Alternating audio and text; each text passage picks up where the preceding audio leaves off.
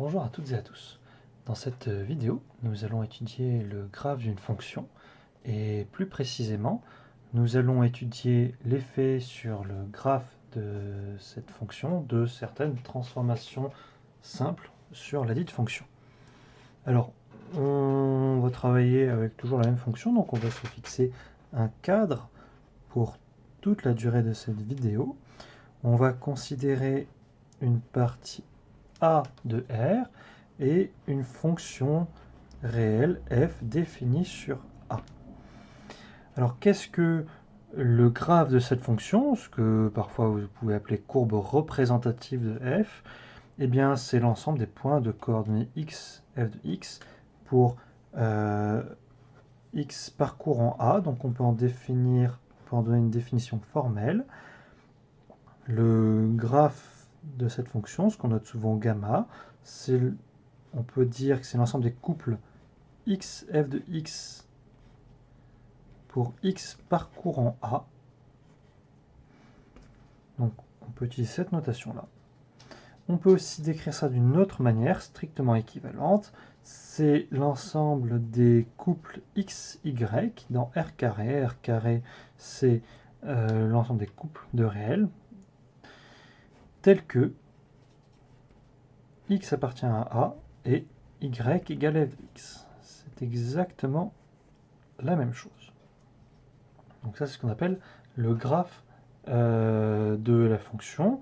Et donc, comment est-ce que l'on travaille avec? Si on prend deux points du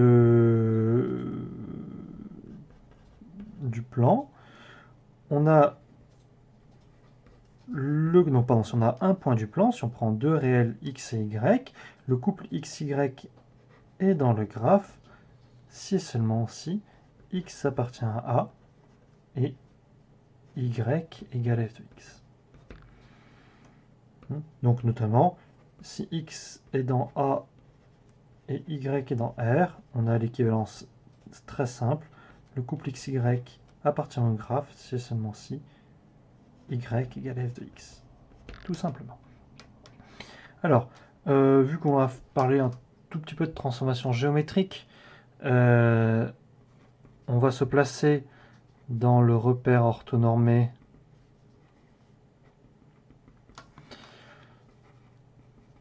de R carré O, l'origine de coordonnées 0, 0, le vecteur I de coordonnées 1, 0 et le vecteur J de coordonnées 0, 1.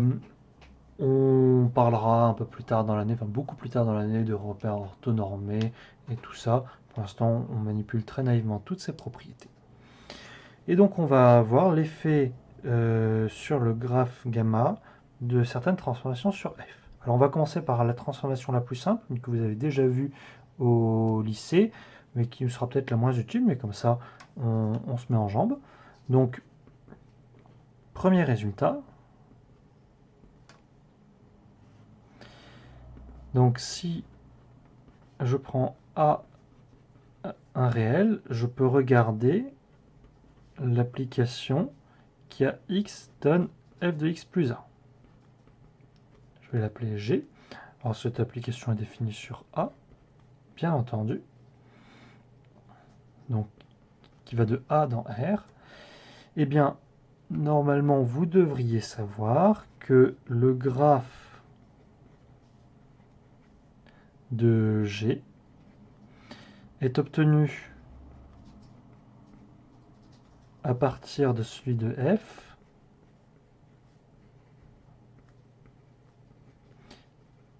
par la translation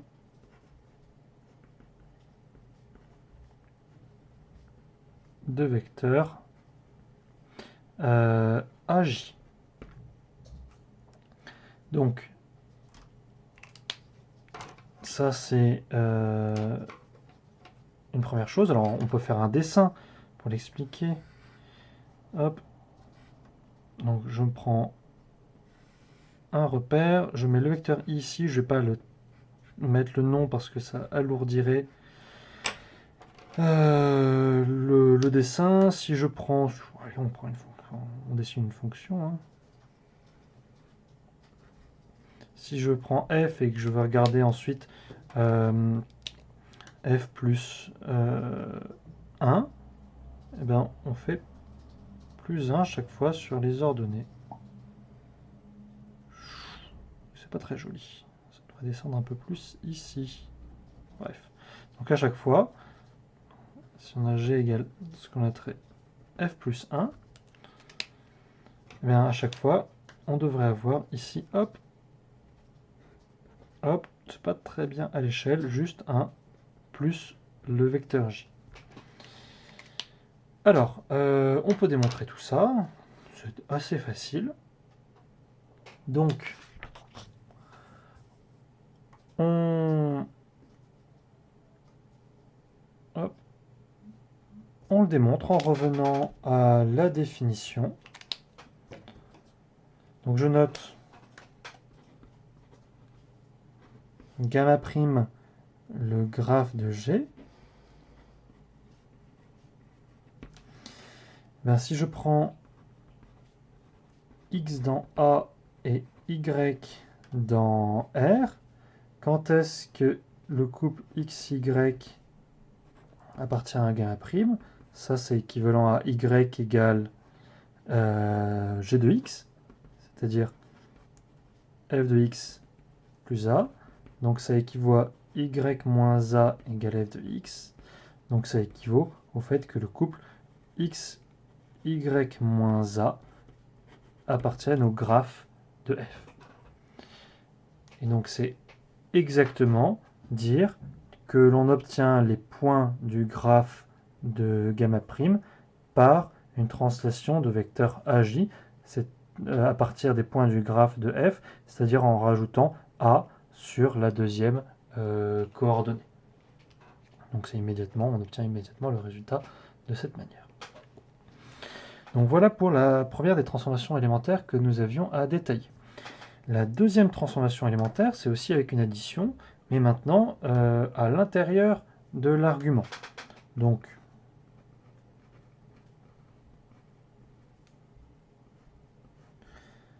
si je prends un A réel, on va regarder le graphe de la fonction g qui à x donne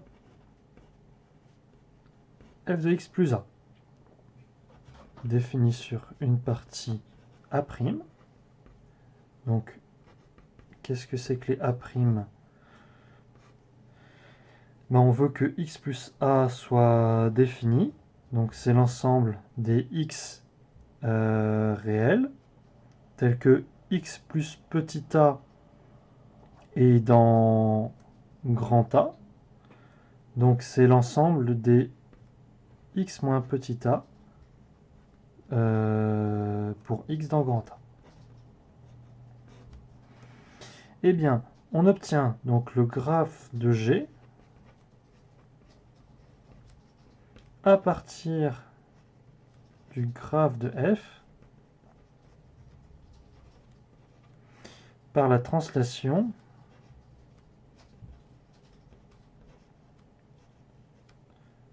de vecteur moins AI.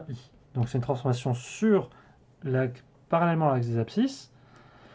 Mais attention, on a un moins A ici. Puis on va voir tout de suite d'où est-ce que cela vient. On peut l'illustrer d'ailleurs très facilement. On refait un petit dessin. Hop. Disons que je regarde, on fait à main levée, hein, quelque chose qui ressemble à la fonction carré. Qui ressemble, hein. Hop là, comme ça. À peu près. Qui s'annule uniquement en 0. Maintenant, si je regarde la fonction g qui a x donne f de x moins 1, cette fonction s'annule uniquement en 1. Donc, hop, on aura quelque chose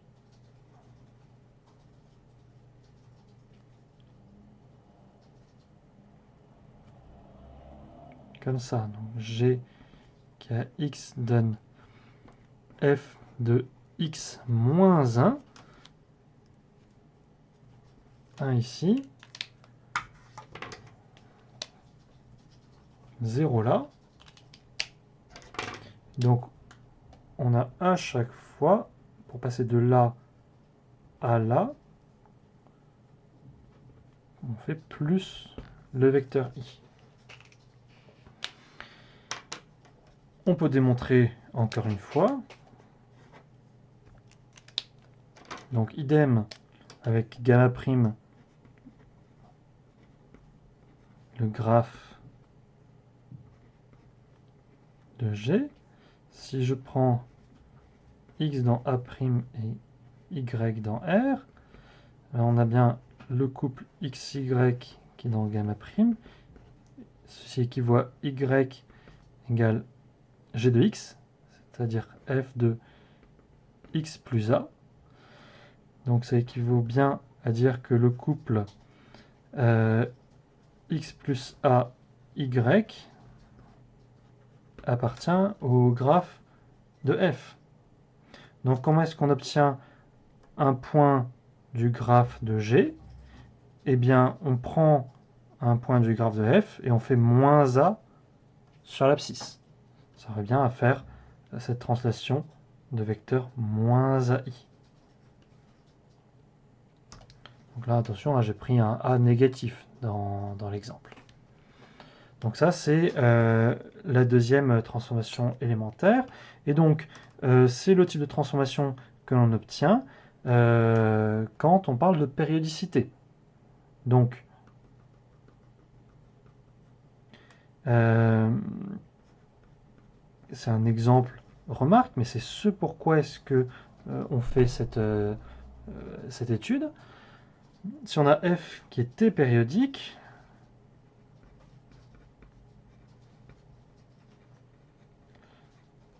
on a pour tout x, f de x plus t égale f de x. Donc on a f qui est égal à g, dans cet exemple-là, avec petit a égale la période, cette période grand T. Donc on a le graphe de f qui sera invariante par la translation de vecteur moins t fois i. Donc son graphe est invariant par translation de vecteur moins t fois i. Donc on a un motif de longueur t. Donc si on a quelque chose comme ça, sur une longueur t, ensuite on répète. C'est quelque chose que vous connaissez bien normalement.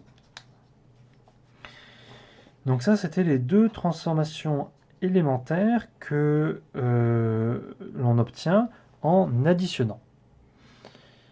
Et on va faire exactement la même chose en multipliant. Donc, on continue.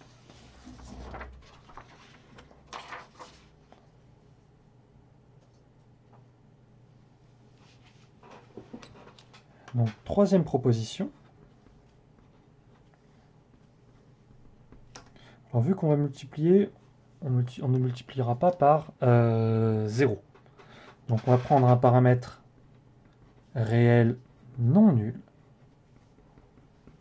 Et puis, comme précédemment, on va d'abord multiplier à l'extérieur, puis à l'intérieur. Donc, on va commencer par considérer g, la fonction définie sur grand A et qui a x donne a fois f de x. Cette fonction, on l'appelle souvent AF.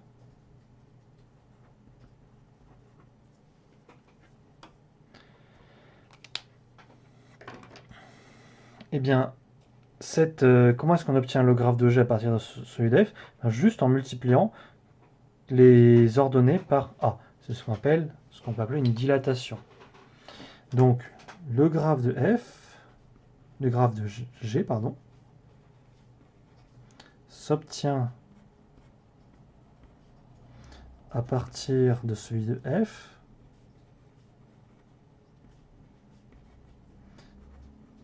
par une dilatation.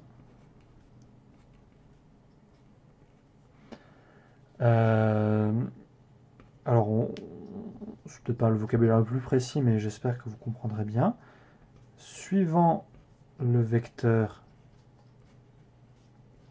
J et de rapport A.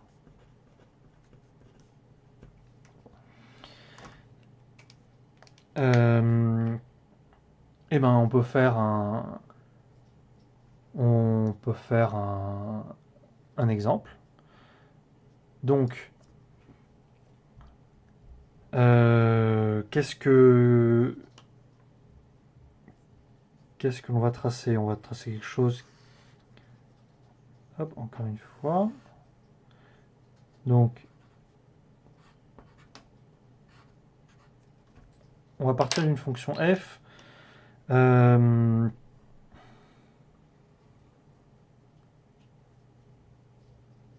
qui ressemble à ça, type x donne x carré plus 1. Ben, si je fais 2 fois f, on multiplie tout par 2. Donc, hop, on obtiendra quelque chose comme ça, 2f. Pour passer d'un point à un autre, oups, là ça doit être vertical, oups, on fait juste x2. Pareil, on peut prendre a négatif, donc on pourrait considérer moins f par exemple.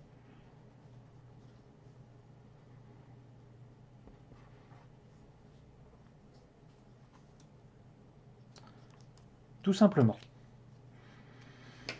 Et on peut démontrer, là encore, facilement. Donc, si je prends x dans grand A et y dans R, quand est-ce que le couple XY appartient au graphe de G? Et bien ça équivaut à Y égale G de X, c'est-à-dire A fois F de X. Donc ça équivaut à Y sur A égale F de X. Donc ça équivaut au fait que le couple X, Y sur A appartienne au graphe de f. Donc comment est-ce qu'on obtient un point quelconque du graphe de G? Eh bien, en prenant un point quelconque du graphe de f et en multipliant la deuxième composante, la deuxième coordonnée, par petit a. Donc on obtient exactement ce que l'on a annoncé ici. On va faire la deuxième transformation, puis après on parlera des fonctions paires et impaires. On a déjà un élément de réponse ici, avec l'exemple de a égale moins 1. Donc, deuxième transformation multiplicative, dernière transformation que l'on va étudier, ce qui se passe quand on multiplie à l'intérieur. Donc, proposition. Vu qu'on va multiplier, on va considérer encore une fois un paramètre a non nul.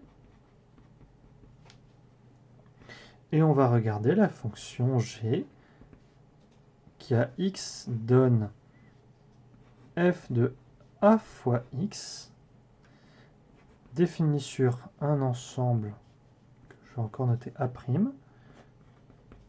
Alors qu'est-ce que c'est que a'?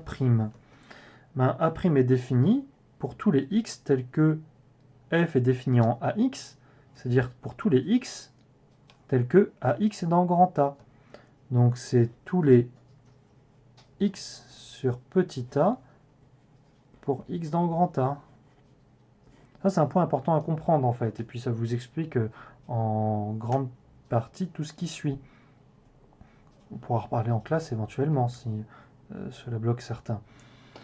Eh bien, dans ce cas, le graphe, on peut voir que le graphe de G s'obtient à partir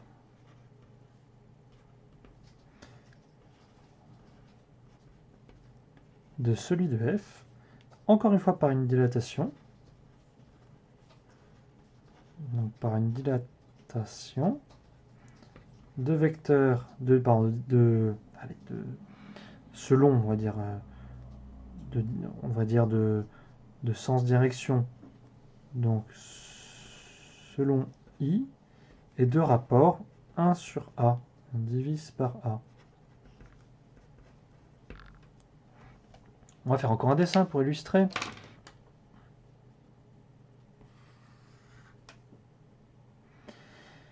Hop.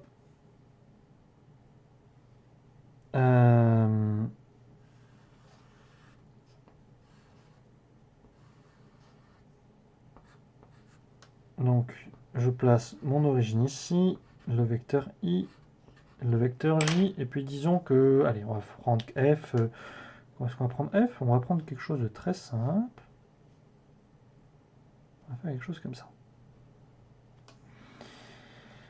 Et puis, hop, ça va être notre fonction F. Disons que je regarde la fonction déjà qui a x donne f de x sur 2. Et on va regarder aussi la fonction x, qui a x donne f de 2x. Si je regarde x donne f de x sur 2, ben, déjà, f, disons que c'est nul à peu près en 1,5. Donc quand est-ce que x sur 2 vaut 1,5? Ben, quand x vaut 3 à peu près. Donc là, je vais regarder x donne f de x sur 2. Donc, on va avoir quelque chose, puis là, ça vaudra 1 à peu près en 2, donc on aura quelque chose comme ça. Hop.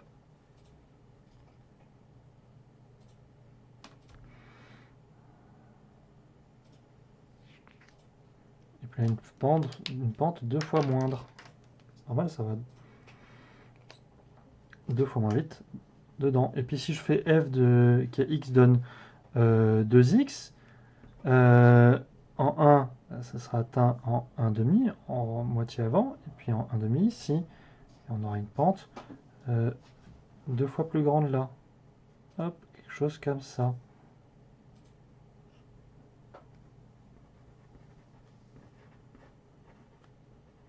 La pente est plus grande là, c'est bien normal, ça se déplace 2 fois plus vite ici. Donc, une fois qu'on a vu ça, on peut démontrer assez facilement. Donc, si je prends x dans A' et y dans R, quand est-ce que le couple xy est dans le graphe de G? Eh bien, ceci équivaut à y égale g de x, c'est-à-dire f de ax. Donc, ça équivaut bien à dire que le couple axy appartient au graphe de f. Donc, on passe bien. Comment est-ce qu'on obtient un point quelconque du graphe de G? C'est à partir d'un point du graphe de f en divisant la première coordonnée par A. C'est exactement ce que l'on a raconté avant. Alors, comment est-ce que l'on va utiliser ceci? Eh bien, principalement pour parler d'imparité et de parité. Et donc, on va regarder pour le paramètre A qui vaut 1 ou moins 1. Pardon, qui vaut moins 1 surtout. Donc, on va appliquer tout ceci avec A égale moins 1. Donc, quelques remarques. D'abord, d'après ce que l'on vient de dire, eh bien, quand on regarde le graphe de x donne f de moins x, eh bien, cela s'obtient en opposant les abscisses, d'après ce que l'on vient de dire, et donc cela s'obtient à partir de celui de f par la symétrie, ça va faire une symétrie axiale, donc la symétrie axiale d'axe OJ.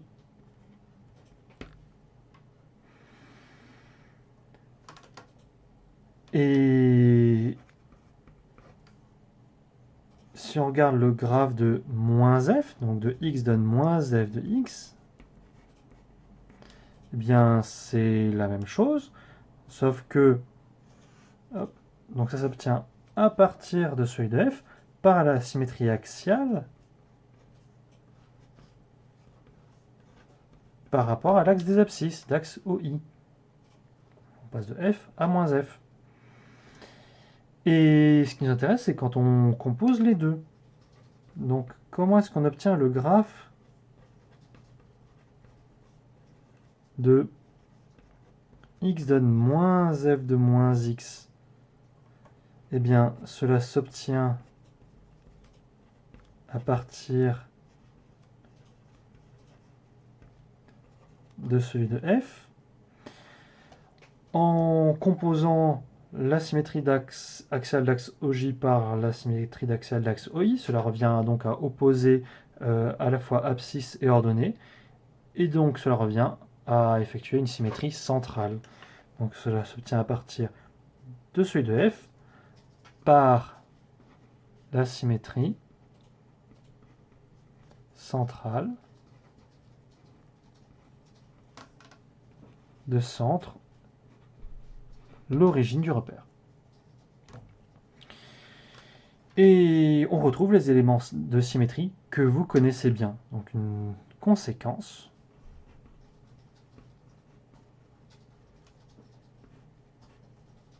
c'est que si f est pair, cela revient à dire que pour tout x, dans A, f de x égale f de moins x, donc avec notre paramètre a qui est au moins 1, on a f égale g, eh bien le graphe de f a un élément de symétrie. Il est invariant quand on applique la symétrie axiale d'axe OJ, donc c'est symétrique. C'est symétrique par rapport à l'axe des ordonnées OJ. Puis maintenant, si f est impair,